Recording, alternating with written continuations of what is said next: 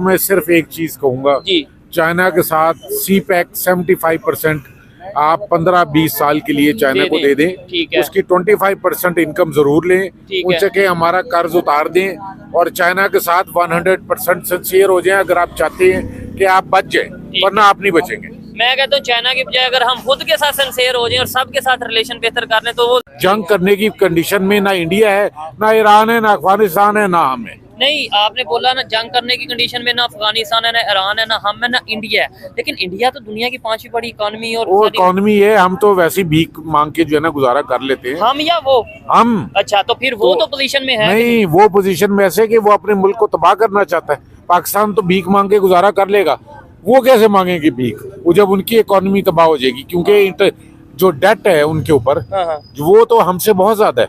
ठीक है।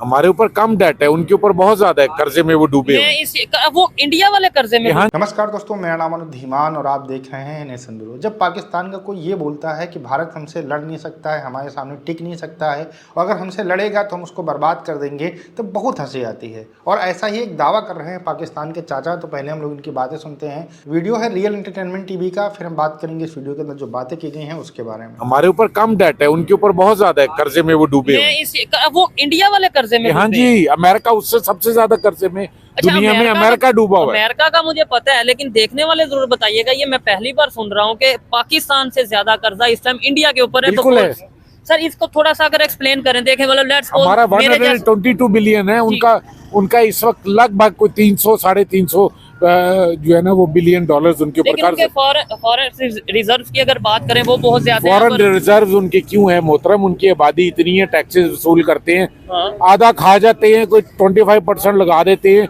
जो 25% बचाते हैं वही अरबों में होता है। ठीक है। अच्छा, एक मुझे तो बड़ी हैरान किया है इनकी इस बात ने, मे भी मतलब आप जरूर बताइएगा। अच्छा, वो हमारे इधर कुछ टाइम पहले खबर आ रही थी कि पाकिस्तान, अल्लाह ना करे, लेकिन खबर आ रही थी कि पाकिस्तान के ऊपर इतना कर्जा आ गया कि मे भी डिफॉल्ट हो जाए। ठीक है, उधर से तो कभी ऐसी खबर नहीं आती कि डिफॉल्ट होने की। वो इसलिए कि उन्होंने थोड़ा बहुत जोड़ के भी रखा है, हम जोड़ते नहीं, हम खा जाते हैं। ठीक हो गया। वो कर्जा किन से लेते हैं? वो भी दुनिया से लेते हैं, जापान से लेते हैं, अमेरिका से लेते हैं। और आप गूगल करें, कोई कहता है 436 बिलियन है, कोई कहता है 300 बिलियन है, कोई कहता है 350 बिलियन है, लेकिन बहरहाल हमसे ज्यादा कर्ज है उनके ऊपर। चले, मैं जरूर अभी इसको देखूंगा और ऑडियंस को भी कहूंगा कि देखें, बल्कि उनके प्राइम मिनिस्टर तो कहते हैं हम आने वाले टाइम में दुनिया की तीसरी बड़ी इकोनॉमी। लेकिन वो इसलिए नहीं मैटर करता कर्ज कि उन्होंने रिजर्व भी अपने उससे ज्यादा रखे हैं, वो ट्रिलियंस में रखे। मेरा ख्याल है रिलेशन वाइज सऊदीया से बेहतर है, ठीक है, और ओमान से बेहतर है, ठीक है, और ईरान से भी बेहतर है। वो तो एक मिसहैप हो गया, लेकिन अदरवाइज बेहतरी की तरफ है। नहीं, ईरान से अगर बेहतर हैं तो हम उनसे गैस क्यों नहीं ले पा रहे, ऑयल क्यों नहीं ले पा रहे? और पिछले दिनों जो खबर आई थी वहां से भी अटैक हुआ था, यहाँ से भी हुआ था, वो भी सबके सामने है। नहीं, वो अटैक उन्होंने आप पे नहीं किया था, उन्होंने अटैक किया था वो जो टेररिस्ट भागे यहाँ थे। पे मौजूद थे। लेकिन मसला ये था कि वो टाइमली इन्फॉर्म नहीं कर सके, फिर आपने भी रिटेलिएट किया तो उन्होंने भी उस पर कोई इशू नहीं बनाया। ठीक हो गया, मामला खत्म। There are certain elements on both sides of the border कि जो इसको जो बेचैनी जो है वो पैदा कर रहे हैं। ठीक है, लेकिन जो गैस पाइपलाइन का प्रोजेक्ट है ईरान और पाकिस्तान का, वो पूरा ना होने की वजह से या उसके ऊपर वर्क ना होने की वजह से 18 बिलियन ऑलमोस्ट जो डॉलर का फाइन ईरान हमें इंटरनेशनल कोर्ट में कर चुका है या करने की वो बात करता है। उसकी क्या रीजन है? उसकी रीजन ये है कि देखें, ईरान पे है सैंक्शंस। जी बिल्कुल। तो हम नहीं ले सकते उससे। अब वो ईरान जो है वो सैंक्शंस को मानता नहीं है, ठीक है, लेकिन हम तो मानते हैं। नहीं सर, इधर एक और चीज है ना, ईरान पे सैंक्शंस हैं, ईरान नहीं मानता। ठीक है, सोचने वाली बात है। मेरे पे अगर पाबंदी है, मैं नहीं मान रहा, तो आपको क्या इशू है? आप क्यों नहीं मेरे साथ ट्रेड कर रहे? इंडिया तो उनसे गैस ले रहा है, इंडिया उनके साथ बिजनेस कर रहा है। उन्होंने तो, इंडिया ने और वो ईरान ने मिलकर चाबहार पोर्ट बना लिया। इंडिया क्यों नहीं सैंक्शंस की वजह से रुकता? वो इसकी वजह ये है कि हमारी इकोनॉमी जो है ना वो बिल्कुल ही फारिग हो चुकी है। ठीक है, ना इन्हें पता है कि कैसे चलानी है, ना किसी को पता है कैसे चलानी है। एक बोल्ड स्टेप, 2 किश्तियों का सवार हमेशा मारा जाता है। ये चीज है। ठीक है, आप अमेरिका के जो है ना किश्ती में भी सवार है और चाइना की किश्ती में भी सवार है। ठीक है, फिर एक छोटी किश्ती आपने बीच में मिडिल ईस्ट की भी रखी हुई है। तो इस तरह तो आपके पाँव जो है, टांगे आपकी 2 हैं, किश्तियां आपकी 3 है, तो कैसे आप सरवाइव करेंगे? ठीक हो गया, और हम सवार भी इस ऐसी सूरत हाल में कि सवार तो कश्ती में हो गए लेकिन किराया कोई नहीं हमारे पास कश्ती को देने का। खैर मुझे ये बताएं, अभी अफगानिस्तान के साथ जो एक वाकया सामने आया, पहले बॉर्डर पे कशीदगी चली और अब तो पाकिस्तान एयरफोर्स की तरफ से, ये प्रॉपर ऑथेंटिक खबर है, आपने भी सुनी होगी, एयरफोर्स की तरफ से वहां पे अटैक किया गया है। क्या कहना चाहेंगे, इंटरनेशनल लॉ की अगर बात करें तो ये खिलाफ वर्जी नहीं होगी किसी दूसरे कंट्री में अगर हम इस तरीके से अटैक करते हैं? देखें, पहले वो अटैक करते हैं, हम भी करते रहे हैं, ठीक है, हमने उनकी, लेकिन इस कंडीशन का या इस सिचुएशन में ऐसा अटैक, ऐसी सूरत हाल? नहीं, ऐसी सूरत हाल ये है कि फिर वही गलतफहमियों को बैठ के दूर करना चाहिए। ठीक है। जो वादे आप करते हैं पूरी दुनिया से, वो आपने कभी भी पूरे नहीं किए। तो अफगान गवर्नमेंट जो है वो वादों की, जो लोग ऐसे हैं जो वादों का पास रखते हैं। तो इसका मतलब है फिर हम नहीं पास रख रहे? हमने तो किसका पास रखा है? मुझे एक बता दें कि जिसका पास हमने रखा है। अपने अंदर देखना चाहिए इंसान को। अब ये देखे ना, 122 बिलियन USD मेरा ख्याल है हम पे कर्ज है। ठीक है, ऐसा ही है ना, ऑलमोस्ट।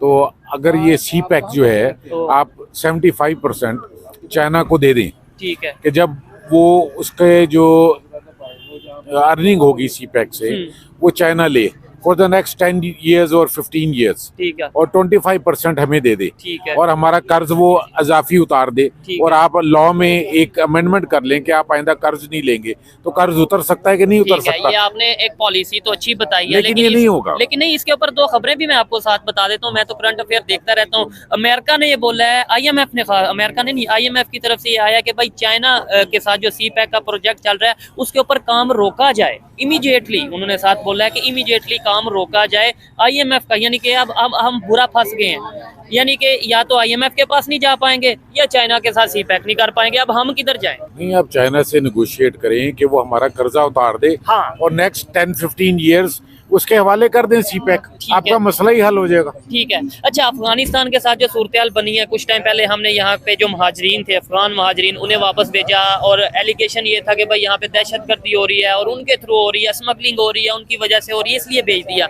ना तो स्मगलिंग रुकी ना दहशतगर्दी रुकी, लेकिन उनके साथ नाराजगी बढ़ गई।